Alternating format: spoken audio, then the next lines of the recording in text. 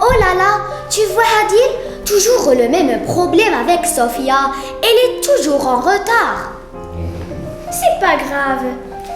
Regarde, elle est venue. La voilà. Coucou les filles, comment allez-vous? Salut, ça va très bien. Et toi? Mais c'est quoi ce retard? On n'a pas pu commencer la révision avant que tu arrives. Je suis désolée, mais c'était plus fort que moi. Mon père avait un travail en urgence. Ok, c'est pas grave. Asseyons-nous. Et regardez la fille qui s'assoit toute seule là-bas. N'avez-vous pas remarqué qu'elle est tout le temps isolée, que ce soit en classe ou pendant la récréation? Ah oui, c'est elle. En fait, t'as raison. J'ai fait la même remarque. Ça vous dit d'aller l'aborder? Bonne idée, on y va.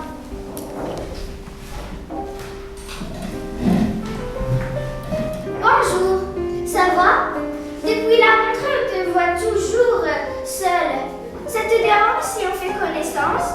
Je m'appelle Hadil Benali et elle, c'est Sophia. Bonjour les filles, je vous remercie pour votre intérêt. Ça me fait énormément plaisir.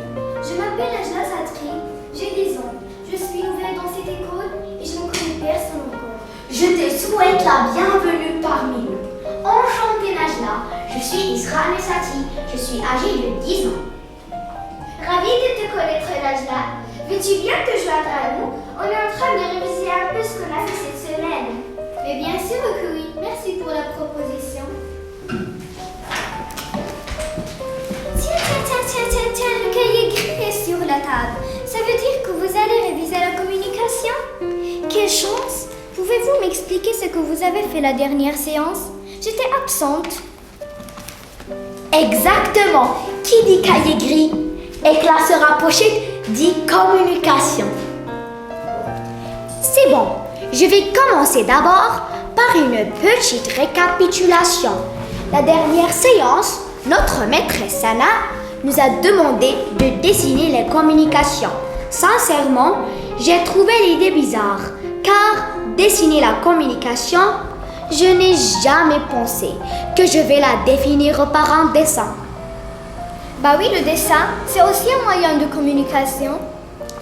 Exactement, c'était pareil pour moi aussi, mais j'ai trop apprécié le fait qu'elle nous a demandé de dessiner ce que signifie la communication pour nous.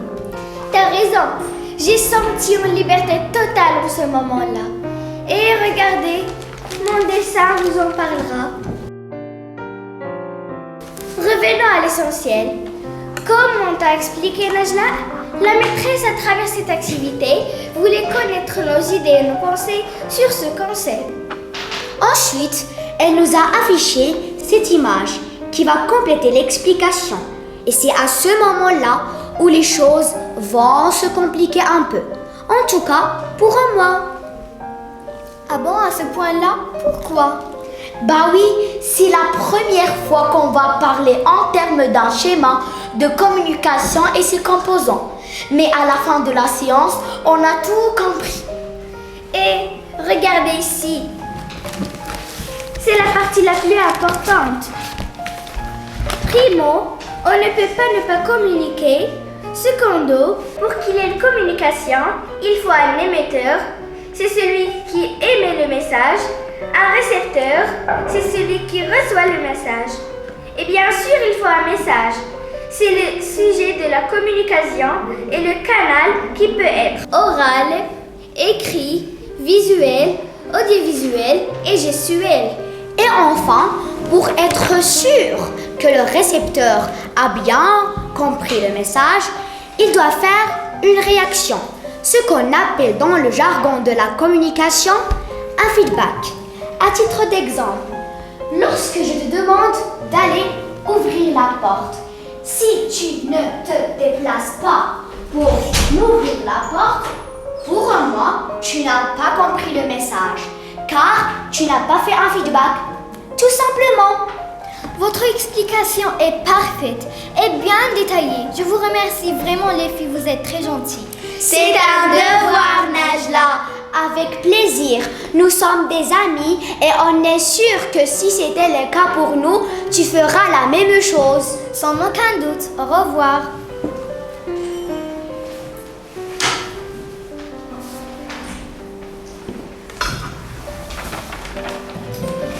Si j'ai bien entendu, vous parliez de la communication. La communication est une chose vitale. On ne peut pas ne pas communiquer. Exactement.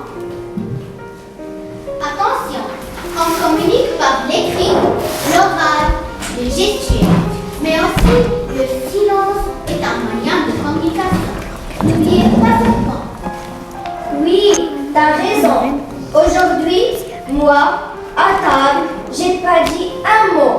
Je voulais transmettre le message que j'étais fâchée. Bah oui, ça m'arrive à moi aussi de temps en temps. C'est fou ce cours de communication. Maintenant, on apprend un tas de choses et on arrive à les comprendre et même à les communiquer.